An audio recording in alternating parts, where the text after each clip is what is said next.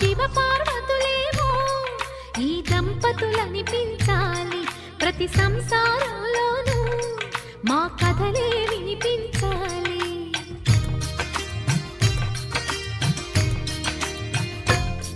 ఆ సిరిని శ్రీహరిని మా జతలో చూపించాలి. శ్రీకాంతుల కొలువంటే మా కాపురం అనిపించాలి. మా ముంగిలిలోన పున్నమి పూల వెన్నెల విరియాలి. మా చక్కని జంట చుక్కల తోట పరిపాలించాలి.